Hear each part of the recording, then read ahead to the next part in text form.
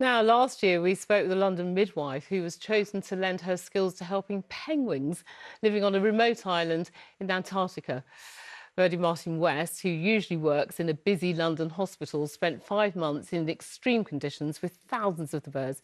And she's here now to tell me more. I mean, what a job.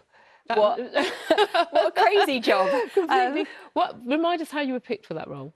So I heard about it actually when I was at work, so being a midwife, and thought, wow, that sounds like the most ridiculous and incredible role.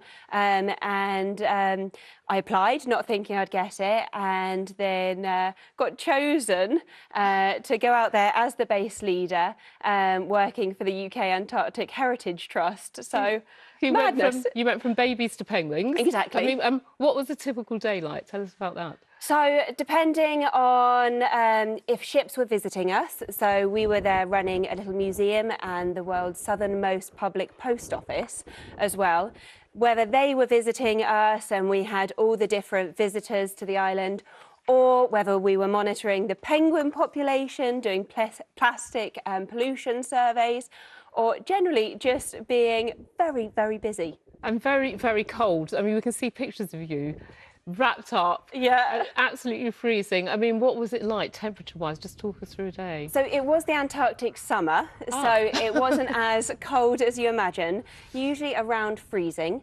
and that's manageable. We had loads of great gear, but if the wind started, then it would drop down to about -15, and that is quite cold. That's really, really cold. And it wasn't just you weren't on your own, you had a whole team. Yeah, there were usually around 5 of us. We all had different roles, and actually the 5 of us got on so incredibly. I think I've got friends for life. Oh, and there's a post office there, is that right? Yeah, it's a busy post office considering how remote it is.